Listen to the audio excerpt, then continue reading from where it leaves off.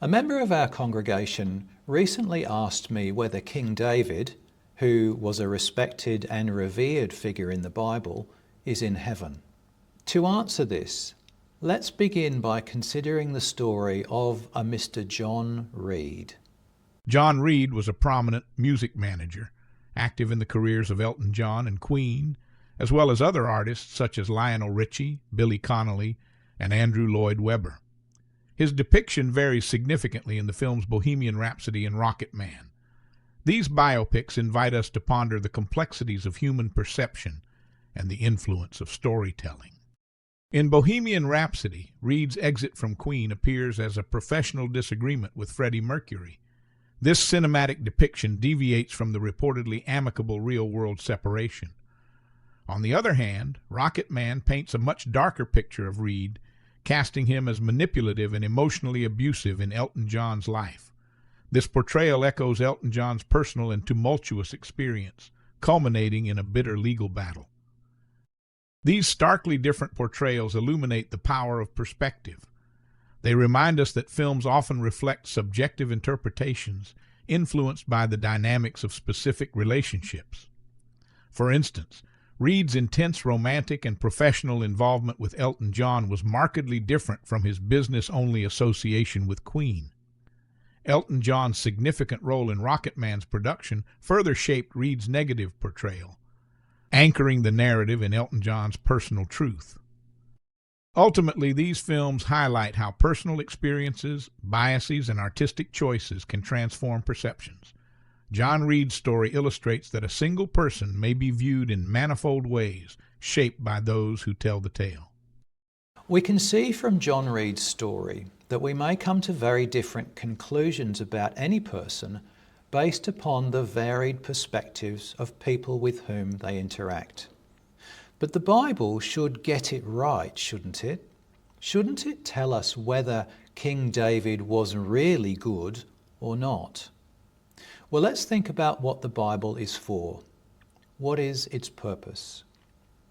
Emanuel Swedenborg wrote, "The Lord has given the word to mankind and also to angels, so that by means of it they may be with him.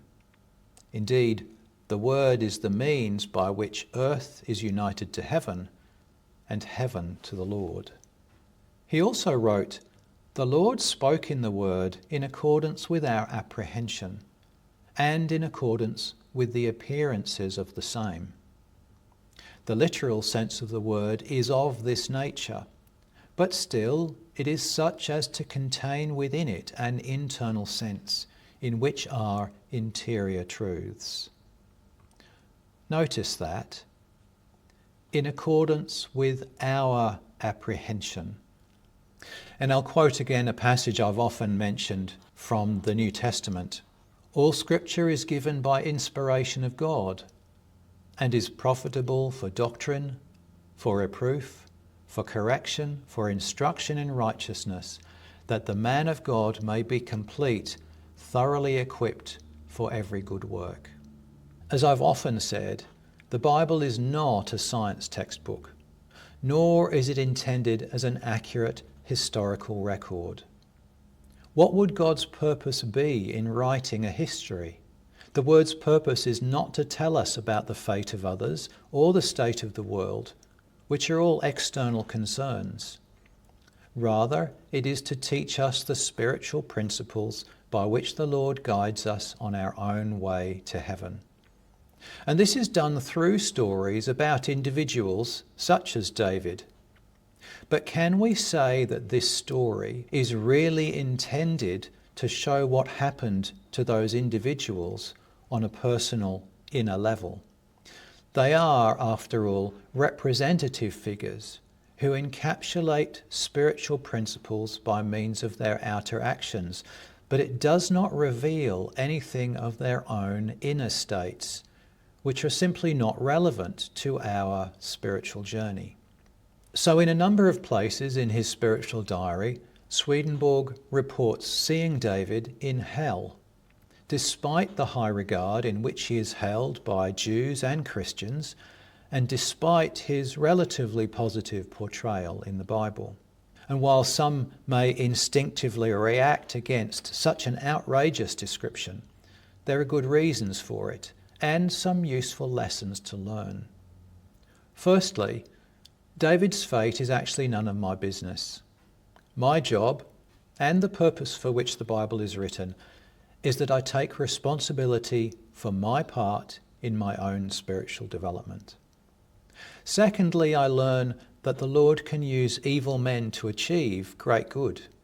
In Divine Providence, number 250, Swedenborg states that evil people can be just as useful as good people, and even more so at times. Their self-interest and desire for recognition can fuel a passionate dedication to their work. Therefore, the Lord can use people of high rank, even if they don't have good intentions, to do good for the community by means of their desire for self-advancement. Thirdly, and I find this rather encouraging, none of us is either saved or condemned by the way we are perceived by others, portrayed in film, literature, or even the Bible. The heroes in our story are not always good people, and those we perceive as villains aren't always evil, which is just as well, because I know that as much as I strive to be a hero, there are those in this world who perceive me as evil. Finally, I'd like to share something Swedenborg wrote in his most well-known work, Heaven and Hell. Abraham, Isaac, Jacob, David, and the apostles were not accepted into heaven out of mercy alone. Each one was accepted on the basis of his life in the world. No one has more prestige than anyone else. The angels said that the reason these individuals were mentioned in the Word with such respect was that they referred in the deeper meaning to the Lord. Abraham, Isaac, and Jacob to the Lord in respect to his divine nature and his divine human nature. David to the Lord as to the regal divine nature. And the apostles to the Lord as to divine truths. So I wonder what you think about all of this. I know it's quite a shock at first, it certainly was to me. But there's something valuable to be learned here, and I wonder whether you're able to hold that lesson, whatever you think of Swedenborg's observations. As always, I'd welcome your thoughts, so do put something down in the comments. I'm especially interested in any other questions you may have about the Bible, its spiritual meaning, and the implications it holds for the way we understand it. As always, keep it friendly, and I look forward to chatting with you.